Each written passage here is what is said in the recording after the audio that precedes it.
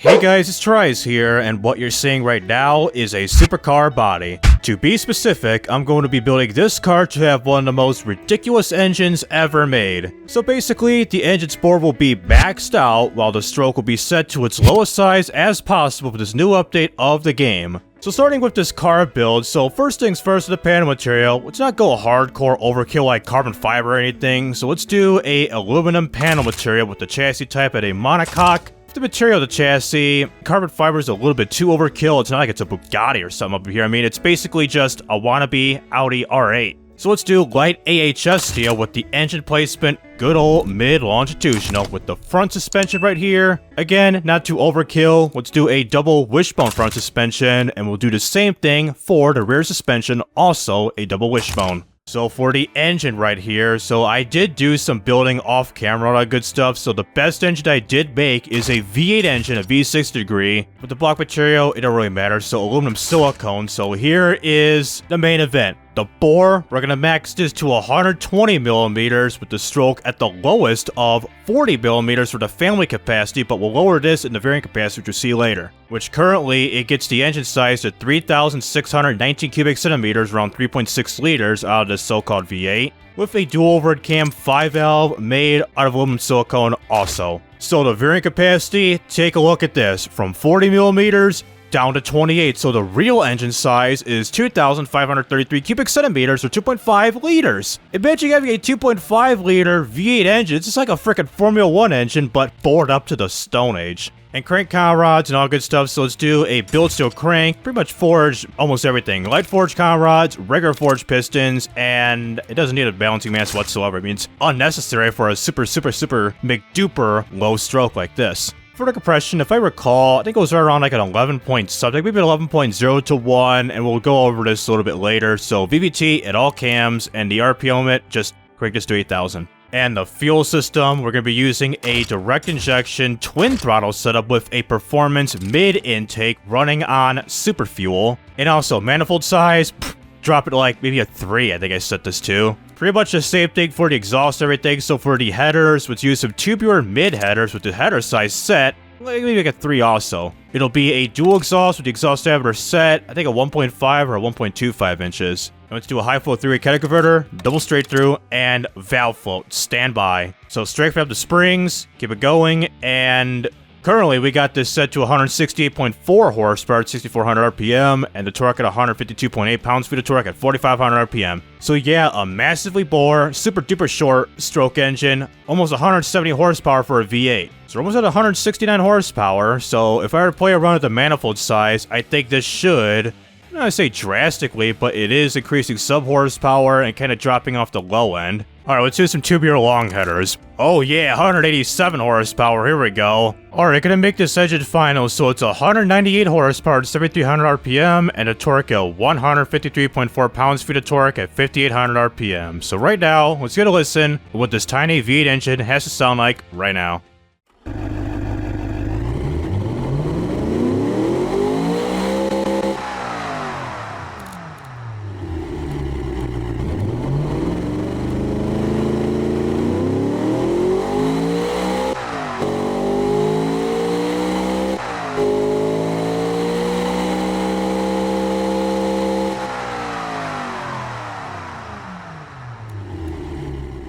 Sounds pretty aggressive despite being a 2.5 liter V8 engine, max bore, and minimum stroke as possible. For the drive type, let's be like Audi with the Quattro system and do an all-wheel drive system with maybe a dual clutch 7-speed with the top speed set, let's see, 172 miles an hour. Let's do 170 exactly. With oh, this is new, a clutched LSD. Why not? And for the tires, I believe they're set, according to mod here, are set to the real-life Audi R8 dimensions. So if I go to here and do some sport compound tires, 295s up front and 185s in the rear, I doubt it. And the good old brakes, let's be semi-realistic. A vented disc 4-piston with the size set, let's do 345 millimeters, probably drop this bad boy quite a bit. And a vented disc 2-piston, similar size, maybe 315, also drop the size, and under tray. Let's do fully clad under tray. Let's see.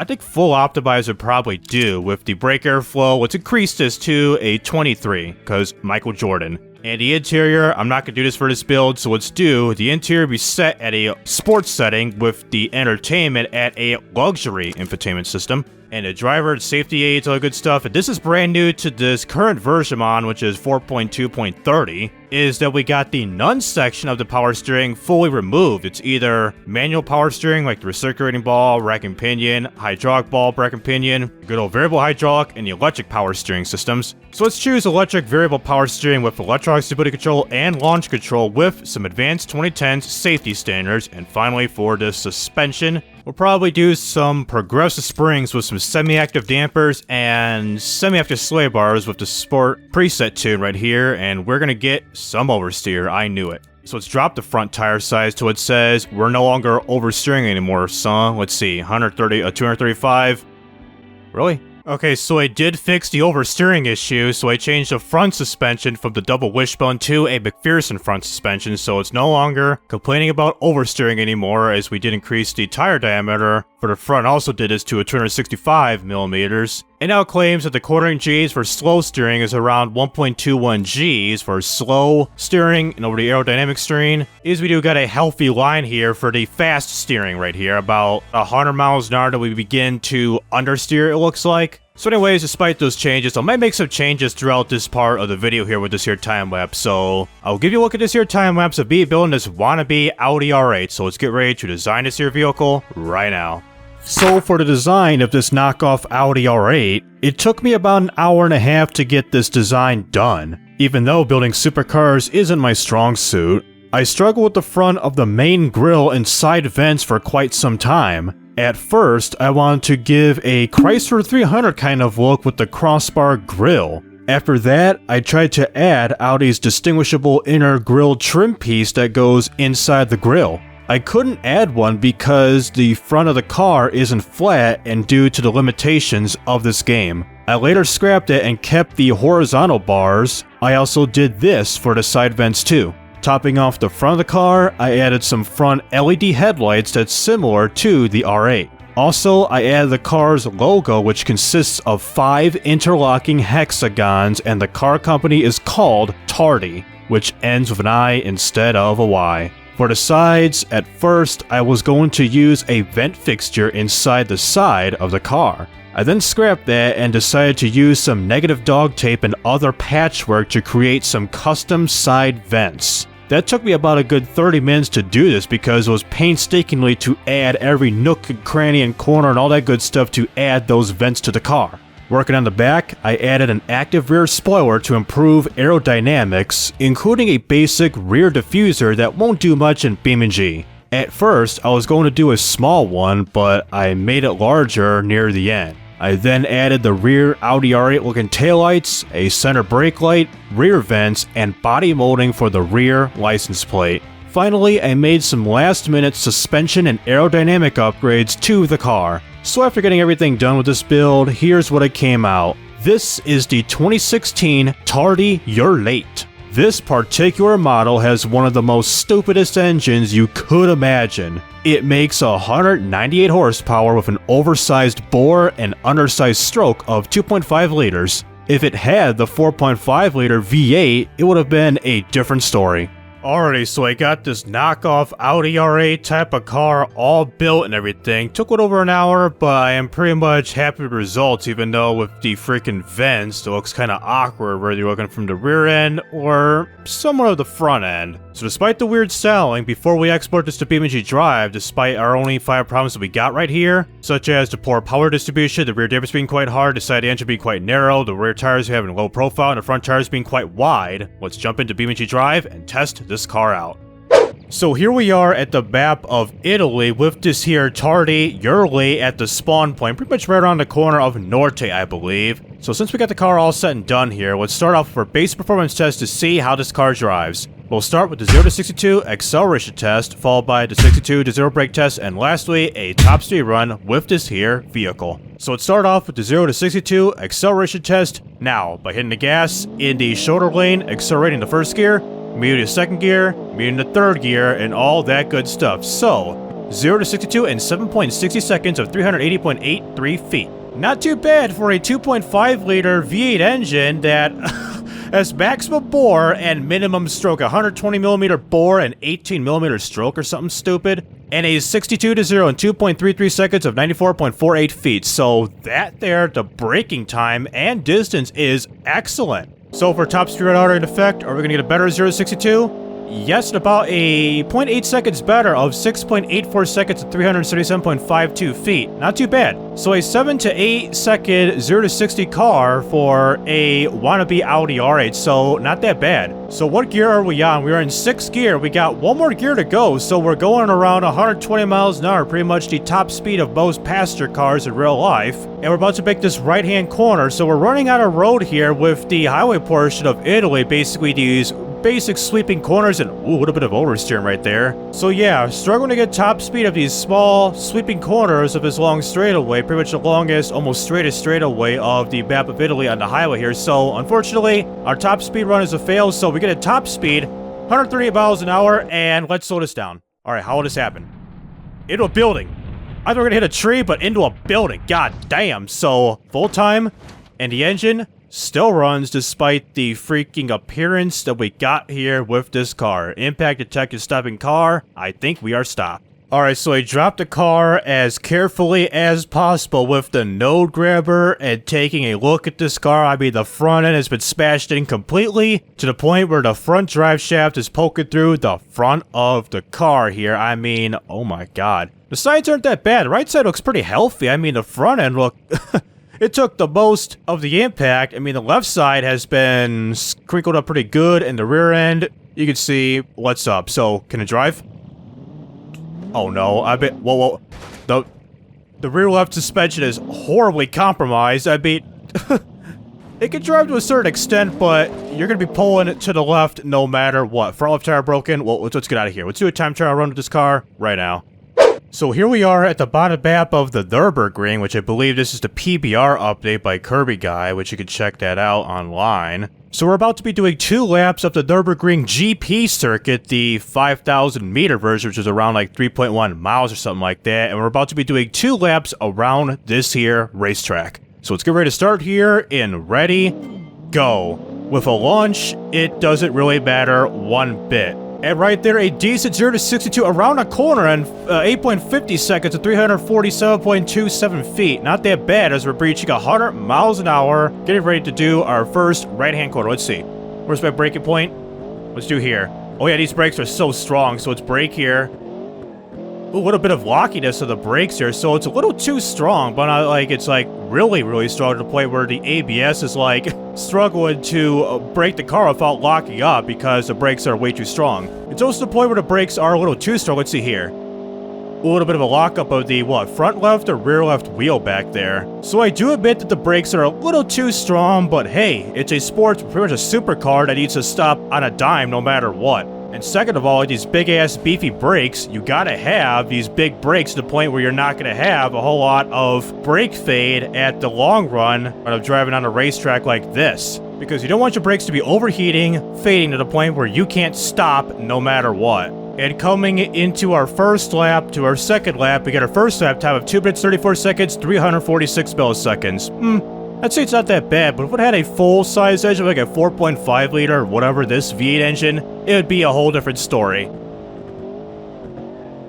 And after hard braking right there, our maximum temperatures that I do got was 725 degrees Fahrenheit at the front of the brakes and like 550 in the back or something like that. So let's get a hood perspective of what this car is like. So I tried to switch it to the driver's seat. Apparently, that's a driver's seat on the bottom of the car, so it's kind of weird. I know to do update of automation with version 4.2.30 and BeamNG 0.26, but it's more on automation side of things, so brake.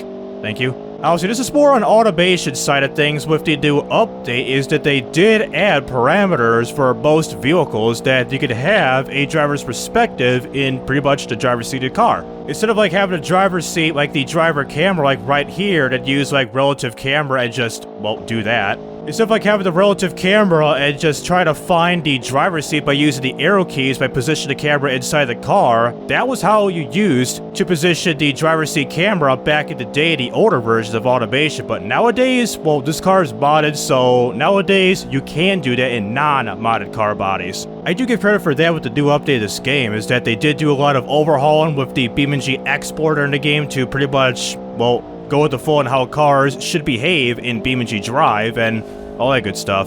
So here we are at our final straightaway. So the split time is about matched, but we do get a second lap time of worse. 2 minutes, 34 seconds, 569 milliseconds of a total time of 5 minutes, 8 seconds, 915 milliseconds. So about 5 minutes with this here car, but like I said, if this would have had the full size, which I think theoretically I was going to do like a 4.5 liter V8 engine in this car, this would probably be like a 4 minute timer, maybe even less, but who knows. So let's go to free roam, crash straight ahead. Alright, let's see here. Everything as is, so 121 mile an hour crash, and we got something right here. Is this part of my body molding or what? It's a license plate.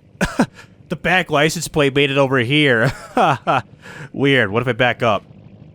Nothing. So, we got the front of the car, and the radiator is indeed leaking up here, according to the smoke going on with the front of the car, and a final pan look of the FF destruction vehicle. Well, front end's destroyed, sides are okay, and the rear also okay. So for the final part of the video, let's take this Audi R8 clone down to Brutal Slope to see if this cloned out knockoff car will compete with the real-life Audi R8. So take it to the top of the map right now.